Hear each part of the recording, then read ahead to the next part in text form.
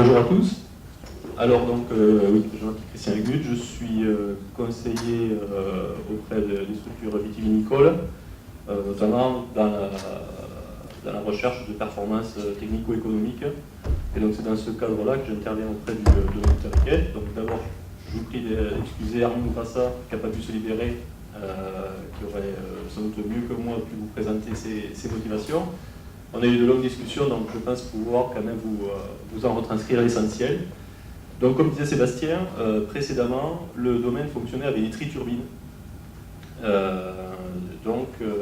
la plupart des traitements étaient réalisés donc, avec un passage tous les 4 ans. Gros avantage de ces triturbines, c'est qu'ils avaient un débit de chantier assez important, et donc avec 18 appareils sur un jour et demi, les 1000 hectares du domaine pouvaient être couverts. Matériel assez simple, efficace, facile d'entretien. Donc voilà, c'est vrai que c'est pour une grosse surface comme celle du domaine, la mise en œuvre du chantier, le débit de chantier, ce sont des critères de premier plan. Parce que derrière, c'est 18 chauffeurs, on ne peut pas mettre quelqu'un derrière chacun des chauffeurs, donc il faut des solutions qui fonctionnent assez facilement. Et donc du 6,5 km/h. En revanche, en passant tous les 4 rangs, très clairement, Armin avait remarqué qu'il y avait de la dérive et que sans doute tout ce produit qui se dispersait et qui n'arrivait pas au végétal, c'était de la contre-performance environnementale, de la contre-performance économique. Et donc l'idée c'était de pouvoir progresser là-dessus. En parallèle, il y a des travaux qui avancent pour ce qui est d'adapter les doses aux besoins réels du végétal en fonction de la pression de la saison. Et tout le monde conclut sur le fait que pour réduire les doses, il faut le préalable, c'est d'avoir une qualité de pulvérisation irréprochable, donc avec notamment de l'homogénéité. L'idée c'était que avec le Friuli ou les S21 en triturbine, il y avait des zones sur les 4 rangs qui étaient très bien couvertes, celles qui étaient tapées en direct, et puis celles qui étaient les plus lointaines, les moins prises en direct, avaient un dépôt moindre, mais suffisant au regard de l'expression au regard de la faible expression de symptômes de maladie. Donc l'idée c'était de dire sans doute que cette dose qui est déposée sur la partie la moins bien couverte est suffisante et qu'avec des systèmes de pulvérisation qui soient plus homogènes, on pourra essayer d'aller cibler ce faible dépôt, ce plus faible dépôt est suffisant et si on l'applique partout de manière homogène. D'où l'idée de passer sur du face par face. Alors le problème du face par face, c'est qu'on allait sans doute avoir à traiter tous les 2 rangs, voire tous les 3 rangs avec certains dispositifs. Ça allait prendre plus de temps. Et les années précédentes, on mené la réflexion à se dire quand c'est le moment de renouveler un traitement, on a rarement des fenêtres de plus d'1 jour et demi, 2 jours pour passer. Donc se dire je vais passer en 1 jour et demi, maintenant je vais passer en 3 jours. En regardant un petit peu derrière, les 3 jours, ils n'étaient pas toujours disponibles en termes de conditions météo. Donc l'idée, c'était de pouvoir garantir le débit de chantier toujours sur 1 jour et demi. Donc doubler les machines, doubler les tracteurs, doubler les chauffeurs, ça risquait de faire quelque chose d'assez compliqué à cadrer d'un point de vue économique. Donc l'idée c'était de pouvoir mieux traiter, en mettre moins dans l'environnement pour le même prix. Voilà. Éventuellement, pourquoi pas économiser un petit peu plus, mais au moins ne pas faire exploser le budget. Donc l'idée de la pulvérisation confinée avec récupération toute l'année, pas seulement sur les premiers stades, a fait son chemin. Et donc, l'idée, en faisant un peu le tour des constructeurs, ça a été notamment de voir, ma foi, est-ce qu'on ne pourrait pas traiter un peu plus vite que 6,5 km/h pour avancer plus vite dans le chantier Et donc avec ce modèle-là, avec un déplacement en Italie sur place où Armin a pu le voir tourner entre 9 et 10 km/h, ça partait, l'hypothèse de 9 km/h était retenue. Et donc, pour passer à 1 jour et demi, on passe de 18 machines à 25 machines. Donc ça fait 7 machines de plus, 7 tracteurs, 7 chauffeurs. Et le constructeur promet à peu près 30% de récupération sur l'année en moyenne. Et Armin a dit banco, parce que si on économise 30% d'achat de phyto, on rentabilise le schéma complet sur 5 ans. Donc d'habitude, c'est 7 ans en amortissement de cumulé. Donc, ce qui donne encore une petite marge de sécurité. Et donc, on a démarré comme ça, avec 25 QV à faire marcher à 9 km/h.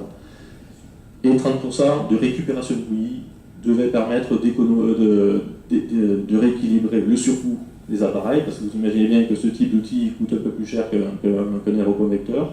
Les 7 tracteurs supplémentaires et les 7 chauffeurs supplémentaires. Il y a également, en plus du temps de pulvérisation, l'entretien, le nettoyage, la maintenance qui est un petit peu plus long. Voilà.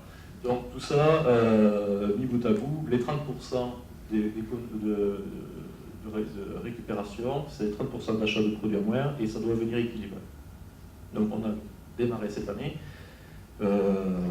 sur le terrain de manière très, très concrète et donc on a effectivement, alors par exemple un début de végétation, 30% de récupération de bouillie, mais avec seulement 3 niveaux de buse ouverts sur les 7 qui sont présents sur la hauteur.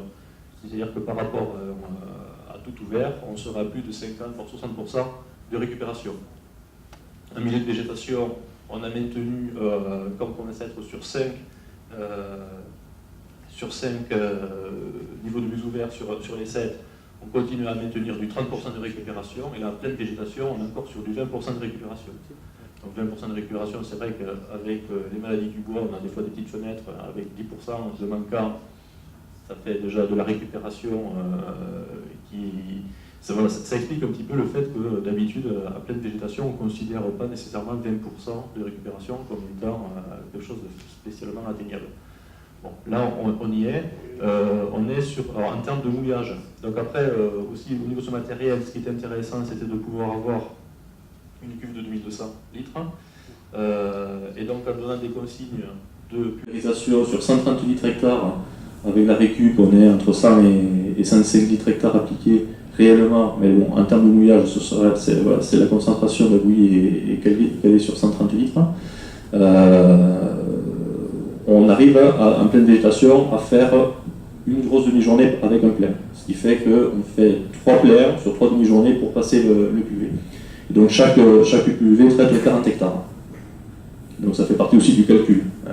Quand on fait la succession de règles de 3 et que pour un outil on est sur 40 hectares et pas sur 20, ça aide à ce que la rentabilisation se fasse plus facilement. Petit point de détail également, la présence de ce deuxième essieu qui se relève pour tourner, mais qui se rappuie au moment de traiter, ça apporte de la stabilité, et donc ça permet effectivement de pouvoir passer à 9 km/h. Donc 9 km/h en termes de traitement, il y a aussi la question d'avoir des chauffeurs qui savent le gérer. Donc, alors, ils ont été à bonne école parce que pour le rognage, il faut du 2 rangs complets attelés à l'avant à 10 km/h. Donc, bon, ils ont l'habitude des sports extrêmes. Et donc, résultat, c'est l'appareil, l'outil lui-même a un certain nombre de caractéristiques qui permettent de traiter à ces conditions-là. Donc, le bilan aujourd'hui, c'est que par rapport aux achats phyto, entre le niveau de récupération qu'on a eu et puis le fait qu'on s'est très vite rendu compte qu'on avait bien une meilleure homogénéité d'application, donc on a appliqué 15 à 20% de réduction de dose de la bouillie, ce qui nous permet aujourd'hui de conclure qu'on va être sur à peu près 45% d'économie d'achat phyto. Donc l'objectif des 30% est atteint. Donc sur une année moyenne en termes de pression comme cette année où on serait sur des budgets par hectare de 600 à 700 euros, et ça fait très rapidement une petite économie de 180 à 210 euros hectare, fois 40 hectares pour une machine, ça nous fait dans les 1400 euros, dans le meilleur des calculs, par an, économisé par machine. Donc ça permet de couvrir le surcoût, l'ensemble des surcoûts liés à l'achat, aux tractoristes supplémentaires, aux tracteurs supplémentaires, et donc de venir équilibrer le budget. Ce qui fait que, au moins d'envisager ce genre d'achat, on peut très bien, comme on a l'économie d'achat de phyto qui se fait dès la première campagne de mise en œuvre, on peut très bien envisager que d'un point de vue comptable, ces économies d'achat d'intrants peuvent venir compenser un emprunt chez le banquier. Et en allant un petit peu plus loin dans les réductions de doses, on peut prendre l'avance et sans doute peut-être commencer à économiser pour l'achat, le renouvellement du PUV quand celui-ci arrive en bout de course. Donc l'objectif c'est effectivement d'aller assez loin après maintenant dans la réduction de doses, et donc comme je vous disais, l'idée c'était de pouvoir capter quel était le point de comparaison en termes de dépôt entre l'ancien système qui donnait satisfaction malgré tout dans ses conditions d'application et celui-ci. Alors sachant qu'en plus, gros avantage de ce système de pulvérisation confinée, c'est que le tri-turbine donnait satisfaction, mais bon maintenant, dès qu'il y avait un petit peu de vent, on voyait bien que les flux de produits commençaient à prendre un petit côté dissymétrique qui laissait présager d'un peu plus de dérive et de moins de dépôts qu'en situation idéale sans vent. Et donc là, avec ces systèmes-là, on arrive assez bien à pouvoir contenir la pulvérisation, à avoir, grâce au système de ventilation, une bonne orientation des jets.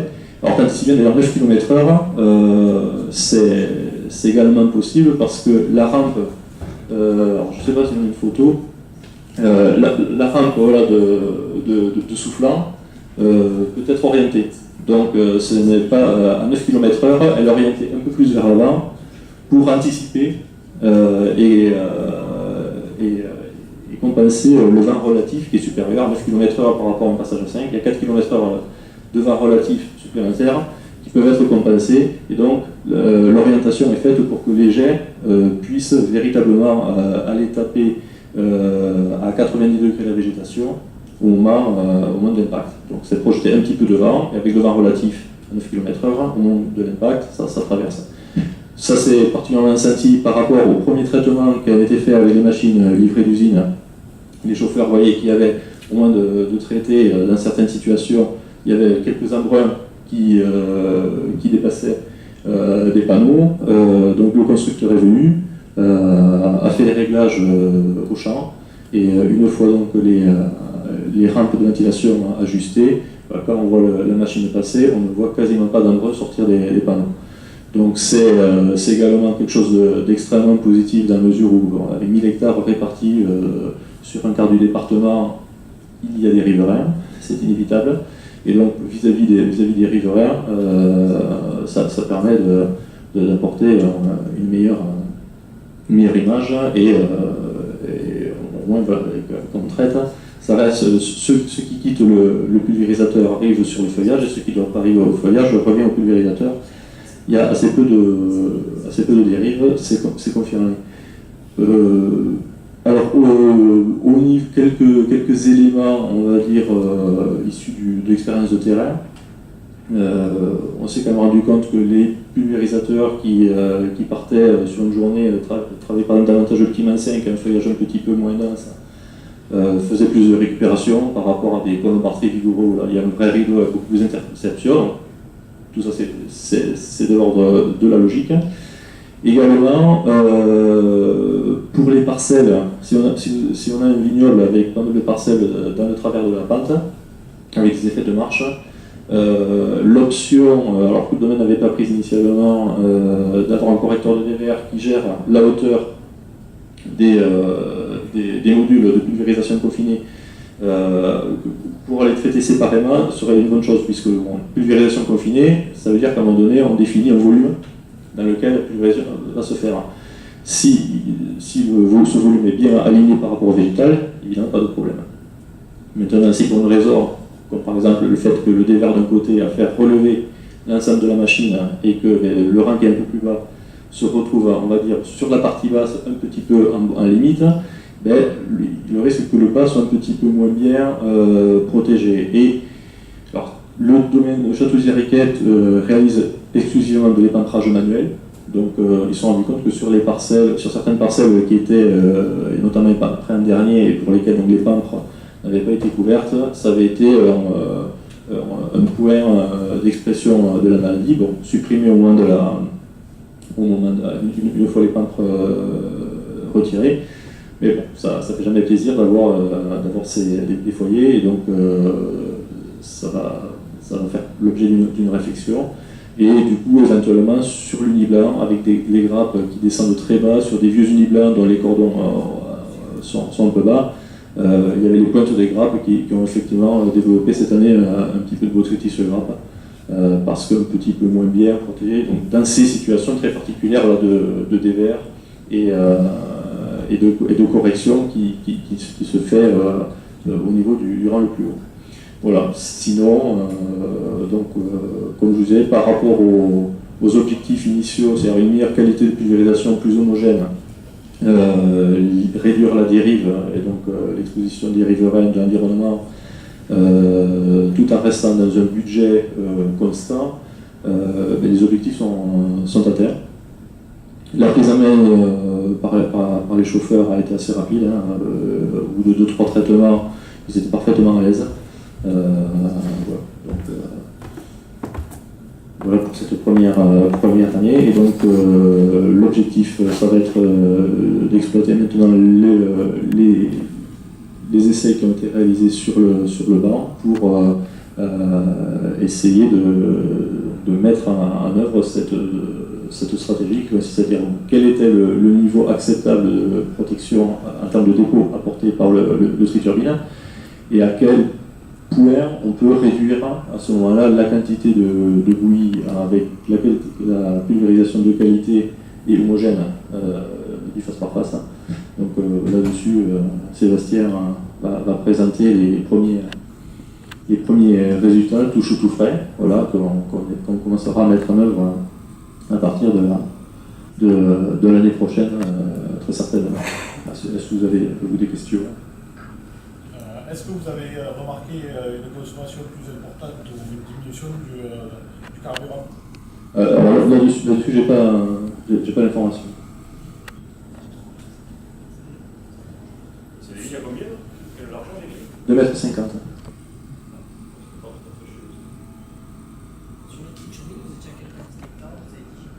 En pulvérisation, en pleine végétation, quand on faisait 4 ans, c'était 120 litres hectares. Pourquoi vous avez choisi le triturbine à l'époque? À l'époque, moi j'étais encore minot, je pense à l'époque où Yves Grassa était parti là-dessus. C'était quand même l'aspect débit de chantier, qui était à faire 4 rangs, matériel simple, d'entretien efficace. À l'époque, oui. Bon, vous n'avez pas de souci avec le chauffeur? Là, non. Après, c'est vrai que, comme je disais, les chauffeurs sont habitués à avoir du matériel à mettre en œuvre dans des conditions un petit peu particulières. Les chauffeurs de plus, c'est des chauffeurs expérimentés que vous avez pris? Non, justement. Alors, pour certains, ils avaient déjà conduit des tracteurs, heureusement, mais ils n'avaient jamais fait de traitement en viticulture. Ils ont attaqué directement avec ces machins à 9 km/h. Bon, le soir, je pense qu'ils avaient besoin d'un petit doliprane. Mais bon, ils ne sont pas partis en courant. Et aujourd'hui, ils utilisent. Après, c'est vrai qu'au niveau palissage, il y a un soin qui est important qui est apporté pour avoir des palissages de qualité, pour que le vignoble soit parfaitement régulier. Et il y a un interrang sur 2 qui est enherbé en permanence. Voilà. Donc il y a extrêmement peu de mouillères et de secteurs qui sont défoncés, qui apporteraient de l'instabilité. ça favorise la bonne exécution du traitement. De l'entretien, bouchage, gestion de tout ce qui peut rentrer des déchets qui peuvent rentrer dans les panneaux. Alors, bon, de toute façon, c'est un nettoyage systématique, donc il n'y a pas l'effet cumulatif d'un traitement sur l'autre, donc les machines sont complètement nettoyées et entretenues. Au niveau de ce qui pourrait rentrer, comme le feuillage est tenu de manière rigoureuse, on a assez peu de sensibilité par rapport à ça. Là, on fonctionne avec des bus ATR, donc ils ne sont pas trop sensibles au bouchage. L'idée, c'est par rapport aux essais qu'on a réalisés avec l'IFVRCA, on a mis une modalité avec une buse à injection d'air qui semble apporter quand même du mieux en termes de récupération de bouillie et également en termes de capacité de pénétration dans le cœur de végétation, à pleine végétation. Donc avec quand même le petit bémol qui est habituellement évoqué de bouchage, on a a priori des retours d'expérience qui sont un petit peu rassurants. Donc après c'est une question de qualité de la bouillie. Donc au niveau de la qualité de la bouillie, il y a quelque chose d'assez intéressant sur ces machines-là. C'est que donc, le domaine a pris des options qui favorisent l'ergonomie et notamment l'aspiration des produits par système Venturi à hauteur d'homme. Ce qui fait qu'au moment de mettre une poudre dispersible, une poudre de produit, etc., au lieu d'être au-dessus des épaules et puis que tout se verse d'un coup, on le pose à hauteur, c'est un aspirateur, il y a une petite grille, donc ça évite d'envoyer des gros paquets d'un coup. Et par le système Venturi, c'est tout de suite mis en mélange. Donc je pense que avec des conditions de préparation de la bouillie ainsi optimisées, on devrait s'affranchir des problèmes de commentage. C'est pas ça que je veux dire. C'est quand il y a les capuchons flous qui tombent quand on dessine, les papillons, les essais, tout ça, vous utilisez comme des panneaux récupérateurs en début de végétation. Quand les lacs sont poussés, évidemment, ça peut être des. Ah oui, d'accord, je vois ce que vous voulez dire. Ouais. Et en fait, c'était pour savoir comment gérer si, par exemple, sur 20 hectares de vignes, si on s'arrêtait une fois, deux fois, quatre fois, pas du tout. C'est juste ma question. À l'intérieur des panneaux, est-ce qu'il faut intervenir pendant les traitements? Non. À l'intérieur des panneaux pour nettoyer. Non, là-dessus, il n'y a pas de problème. Il y a une crépine en bas du panneau. Donc le collecteur, c'est un bac en inox rigide. Il y a une crépine et il n'y a pas d'intervention à faire là-dessus. Vous avez à gérer les traitements en urgence lorsque la vie n'est pas relevée. Par exemple, la veille du pluie ou autre. Alors, donc là les panneaux sont, les diffuseurs se retrouvent à bien 30-40 cm du feuillage malgré tout. Donc il n'y aura pas spécialement de problème. Après c'est vrai que le domaine est largement assez organisé pour ne pas être trop débordé par des pousses non contrôlées en termes de relevage. Et à 40 cm de feuillage, vous arrivez à vous en récupérer. Ouais. Une fois de plus, parce que les soufflants ont été orientés de manière à ce que le flux de produits arrive au bon niveau. En revanche, c'est vrai que si on se met à rouler à 5 km/h, avec ce réglage-là, on aura sans doute une bonne performance. C'est véritablement un réglage qui est adapté à la vitesse.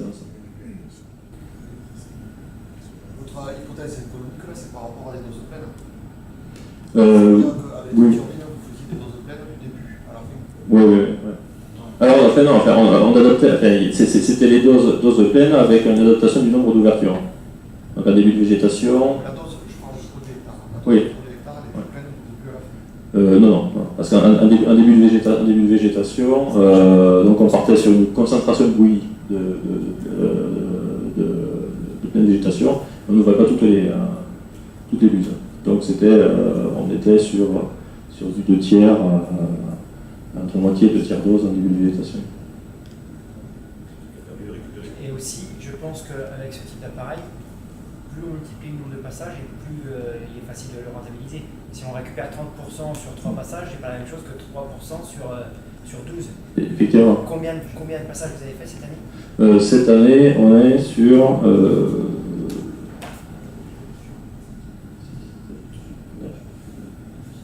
Là, on en est à 12. On en a 12. Et il en sont encore un. Certaines années, on monte à 15 ou 16.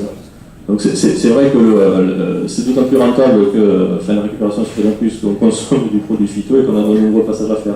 C'est vrai que dans le vignoble méridional, fait un côté méditerranée, avec moins de passages et moins de phyto, le calcul se fait pas tout à fait. Je voulais dire que ça sera un peu difficile pour moi de le rentabiliser parce que j'en ai fait 3. Mais oui, bien sûr. Merci pas ça. Merci pas faire une sorte.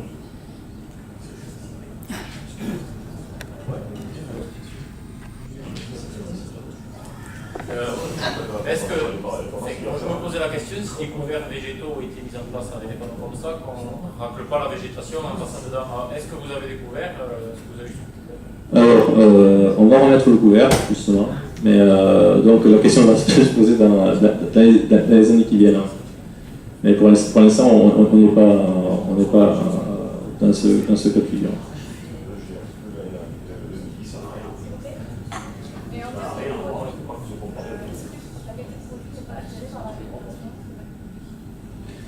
C'est une question qu'on se pose.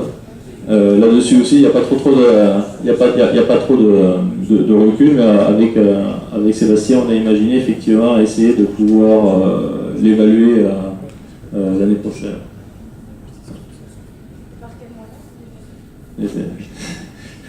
Avec Sébastien, la partie méthodologie pertinente, ce sera lui. Sébastien, pour ce qu'on disait, essayer de voir si on a des pertes d'efficacité des produits au fur et à mesure de la récupération, parce que l'idée c'est que la récupération repart dans la cuve, donc en début de cuve, la récupération est extrêmement diluée. Par contre, plus on va vers la fin, plus on va avoir une proportion de produits qui est passé par la récup qui va être importante.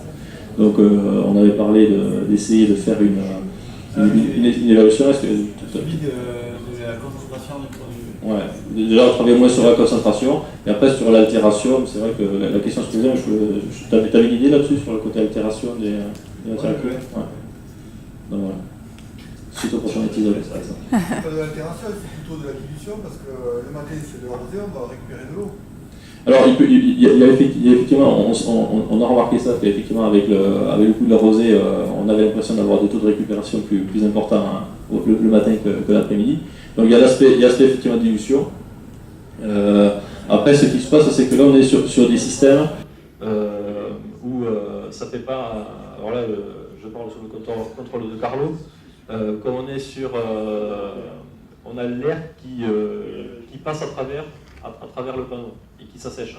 Donc vous êtes en train de traiter, vous avez le produit qui passe, vous allez vous mettre la main sur le panneau là, vous allez l'air sec. Et donc le produit qui est récupéré est sans doute un petit peu quand même, air sec, pas chargé, mais il y a peut-être un petit peu quand même de concentration d'évaporation qui se fait sur ces gouttes là. Donc il y a sans doute aussi, en même temps qu'on fait la récupération, une reconcentration de la partie récupérée. Je ne sais pas si c'est complète, si c'est vrai, mais en fait, ça me semble assez logique. Mais justement, il y a cet aspect de concentration qu'on va explorer.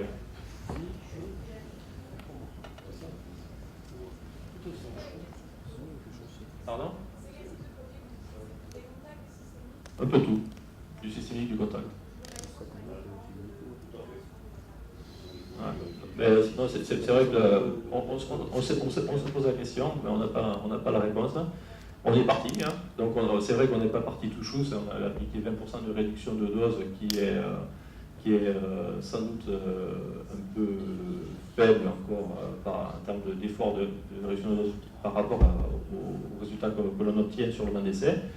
Donc voilà, on s'est gardé une petite marge de sécurité pour déjà voir comment ça se passait. Alors, d'ailleurs, donc on a fait ces réductions de dose-là, ces applications-là, en gardant les stratégies en termes de renouvellement des applications, et on se retrouve avec un vignoble qui a l'aspect des autres années de pression moyenne, donc